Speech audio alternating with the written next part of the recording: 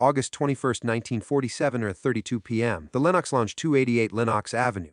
The air inside the Zibber room didn't just smell of stale cigarette smoke and top shelf bourbon. It smelled of death. Ellsworth, Bumpy Johnson sat alone at the corner booth, the leather creaking under the weight of a silence so heavy it felt like it could crush a man's skull. Across the mahogany table sat three men who shouldn't have been in Harlem after sundown. In the pocket of his bespoke gray suit, Bumpy's hand rested on a switchblade. Not a gun, a blade. Cold steel against warm fingertips. The odds were mathematically impossible. 3 gunmen at the table. 2 more by the Art Deco entrance. Another waiting in a idling buick on 125th Street. 6 against 1. $50,000 in cash sat in a briefcase between them. A bribe. Or a down payment on a funeral. Most men would be sweating. Most men would be pleading. Bumpy Johnson just watched the condensation slide down his glass of ginger ale. He checked his watch. 11:33 p.m. If he made the wrong move in the next 60 seconds, the headlines wouldn't call him the Godfather of Harlem. They would call him a corpse. The terrifying part wasn't the guns pointed at his stomach under the table. The terrifying part was that Bumpy Johnson was smiling. He looked at the lead hitman and said nothing. He didn't have to. The checkmate was already in motion. 3 weeks earlier, to understand why a man walks into a room knowing he might not walk out, you have to understand who owned the pavement outside. Ellsworth. Bumpy Johnson wasn't just a gangster. In 1947 Harlem, he was the infrastructure. They called him the Professor. While other thugs were breaking knuckles in alleyways, Bumpy was reading Nietzsche and history books, studying the strategies of Napoleon and Genghis Khan. He walked the streets of Harlem like a feudal lord patrolling his estate. He was a paradox wrapped in a tailored suit, a man who would slice a rival's throat in the morning and hand out turkeys to widows in the afternoon. This was the height of the Harlem Renaissance's hangover. The music was still swinging at the Apollo on the 253 West 125th Street, but the economy was brutal. The only real banks in Harlem were the numbers rackets, the illegal lottery where a dime could turn into $600. It was an economy worth millions. And Bumpy Johnson was the Federal Reserve, but 1947 was a powder keg. The truce between the Italian mob downtown and the black syndicates uptown was fraying. For years, Lucky Luciano and the Genovese family respected Bumpy because he made them money. He was the buffer, the gatekeeper. However, greed is a hungry ghost. A new faction of the Genovese crime family looked at the ledgers and saw leakage. They didn't want a percentage of Harlem anymore. They wanted the whole pie. They wanted the numbers banks on a 116th Street. They wanted the heroin distribution routes running through the jazz clubs. They wanted Bumpy Johnson to kneel or bleed. The tension was electric. You could feel it on the street corners. The NYPD, usually happy to look the other way for a weekly envelope of $50 bills, was getting nervous. Everyone knew a war was coming. The only question was who would fire the first shot. The Italians viewed Bumpy as an employee who had forgotten his place. They forgot that Bumpy didn't see himself as an employee. He saw himself as a king. And in the game of chess, you don't attack the king unless you're ready to lose your queen. The man sitting across from Bumpy that humid August night wasn't a soldier, he was a butcher. His name was Joey, the ice pick. Rao. Rao wasn't a boss, but he was the kind of monster bosses kept on a loose leash. He ran East Harlem with a cruelty that made hardened criminals wince.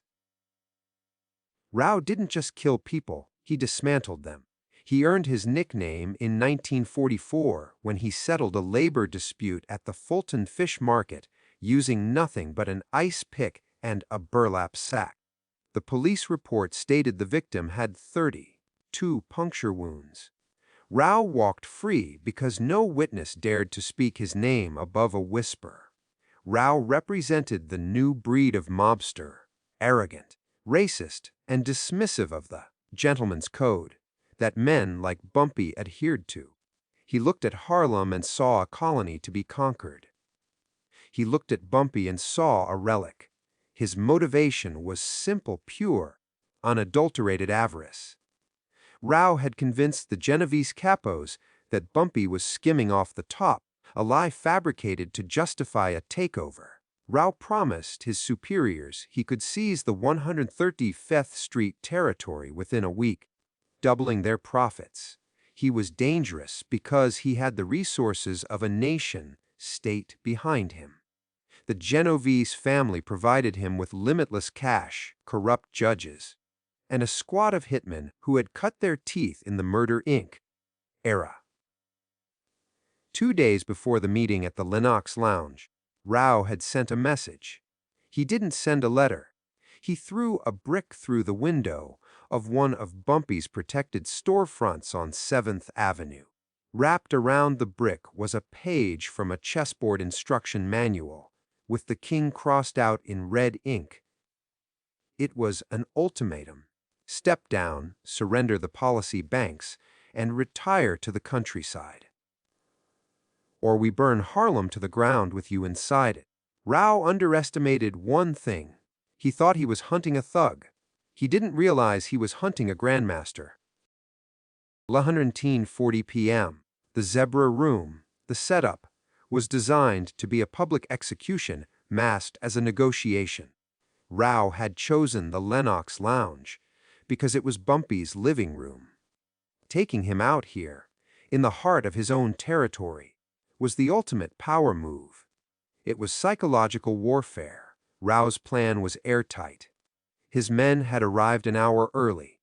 They had secured the back exit leading to the alley. They had paid off the busboy to disappear. They sat with their backs to the wall, commanding the room.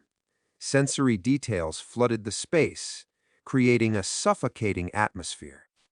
The lighting in the Zebra Room was low, amber hues bouncing off the iconic zebra, striped wallpaper. The air was thick with the scent of roasted coffee, expensive cigar smoke, and the metallic tang of fear coming from the bartender, who was wiping the same spot on the counter for the 10th time. From the main room, the muffled sound of a saxophone drifted in, a slow, mournful blues number. The subway rumbled beneath Lenox Avenue, causing the liquids in the glasses to tremble in rhythmic circles. At 11:47 p.m., Rao leaned forward. His face was a map of pockmarks and scars, illuminated by the strike of a match as he lit a Cuban cigar. "You look tired, Bumpy," Rao said, his voice like gravel grinding on glass. "The years, they weigh on a man." Bumpy didn't blink. He kept his hands visible, resting on the tablecloth. "I sleep fine, Joey. It's the waking up that's the trouble." At 11:50 p.m., the tension ratcheted up. One of Rao's men, a thick-necked enforcer named Vinny, shifted in his seat. The unmistakable sound of a jacket lining brushing against a pistol grip whispered through the booth. Rao tapped the ash from his cigar onto the floor. "The commission creates the weather, Bumpy. You just carry the umbrella, and it's starting to rain." Bumpy took a sip of his ginger ale. "Rain washes away the trash, Joey. You should remember that." At 11:53 p.m., the atmosphere snapped. The pretense of conversation evaporated. Rao's eyes went dead. He signaled with a slight nod to Vinny. The air left the room. The waitress, a young woman named Sarah, who had worked the lounge for 3 years, froze by the bar. The music seemed to stop, though the band played on. Rao smiled, revealing yellowed teeth. "This is the end of the book, Professor. Sign the territory over. Tonight. Or you don't make it to the sidewalk." 3 seconds passed. 2 seconds. 1. The silence was louder than a gunshot. Bumpy didn't reach for the switchblade. He didn't reach for a gun. He slowly, deliberately, reached into his breast pocket. Rao's men flinched, fingers tightening on triggers under the table. Bumpy pulled out a pair of reading glasses. He put them on. He looked at Rao with the pity of a teacher looking at a failing student. "Joey," Bumpy said softly, "you didn't count the chairs." "What Joey?" "The ice pick." Rao didn't know was that the Lenox Lounge didn't belong to the owner. It belonged to the people. And the people belonged to Bumpy. Bumpy hadn't just walked into a trap. He had built the building around the trap. 3 days earlier, Bumpy had intercepted the leak about Rao's ambition. He didn't respond with violence. He responded with logistics. He knew Rao would choose the lounge to humiliate him. So, Bumpy prepared the stage. He had replaced the regular busboy with Red Dillard, his most trusted lieutenant, who was currently sweeping the floor 5 feet away, a sawed-off shotgun taped to the inside of his broom handle. But that was just the insurance. The real move was the castling. At 11:55 p.m., Bumpy picked up a heavy silver lighter from the table and snapped it shut. Click. That was the signal. Suddenly, the patrons at the 4 tables surrounding them stopped talking. 12 men turned in their chairs. They weren't customers. They were the Harlem 40 Thieves, Bumpy's elite guard. Simultaneously, the front door locked. The click of the deadbolt echoed like a thunderclap. Bumpy leaned in, his voice dropping an octave. "You brought 3 men, Joey. I brought the neighborhood." Rao looked around. His face drained of color. He saw the gleam of metal at every surrounding table. He saw the bartender place a heavy revolver on the counter. He saw Red Dillard stop sweeping and grip the broom with both hands. Bumpy had checkmated them without drawing a weapon. He had surrounded the hunters. Then came the power move, the mech drop that would be whispered about on 125th Street for decades. Bumpy reached into the briefcase Rao had brought, the money meant to buy his funeral. He took out a single bundle of cash, roughly $1,000. He tossed it onto the table in front of Rao. "For your train fare back downtown," Bumpy said. "The A train runs all night. Don't miss it." He stood up. The hitmen didn't move. They were paralyzed by the sheer tactical dominance. If they fired, they would be turned into Swiss cheese before their bodies hit the floor. Bumpy buttoned his jacket. "You came for my kingdom," he said, looking down at the terrified mobster. "But kings don't lose to men who can't see 3 moves ahead. You're playing checkers, Joey. We're playing for keeps." 11:58 p.m. Joey Rao, the butcher of East Harlem, stood up. His legs were shaky. He looked at his hitman, then at the wall of hostility surrounding him. The arrogance was gone, replaced by the primal fear of a predator who realizes he is actually the prey. He left the briefcase. He took the bundle of cash Bumpy had tossed him, a symbol of his submission. Rao and his men walked out of the Lenox Lounge in a single file line, heads down, creating a gauntlet of shame. As they passed the bar, no one spoke. The only sound was the jazz band kicking back into gear, playing "God Bless the Child."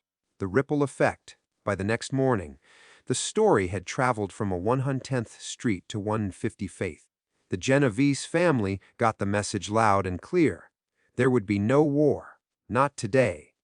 Bumpy Johnson wasn't just a gangster. He was a fortress. The Italian leadership, pragmatic as always, recalled Rao. He was transferred to a low-level operation in New Jersey, a fate worse than death for a man of his ambition. They realized that removing Bumpy would cost more in blood and treasure than it was worth. They went back to the old arrangement. The percentage was paid. The peace was kept, Bumpy's position. Bumpy Johnson sat back down in his booth. He ordered a fresh ginger ale. He didn't celebrate. He didn't gloat. He simply opened his book and continued reading. He had secured his territory not with a massacre, but with a masterpiece of intimidation. He proved that in Harlem, he was the gravity that held the world together. This moment in 1947 matters because it encapsulates the legend of Ellsworth, Bumpy Johnson. History is full of gangsters who could shoot straight. It is rare to find one who could think around corners. Bumpy wasn't a hero. Let's be clear. He was a criminal mastermind who profited from the vices of his community. But he was also a necessary shield. In a segregated America, where the law didn't protect Harlem, Bumpy Johnson did.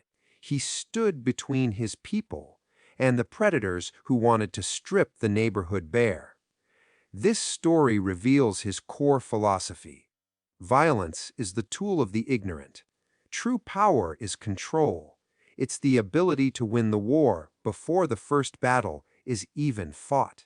He showed that intellect is the most dangerous weapon a man can carry. Call to action. Real power isn't about guns.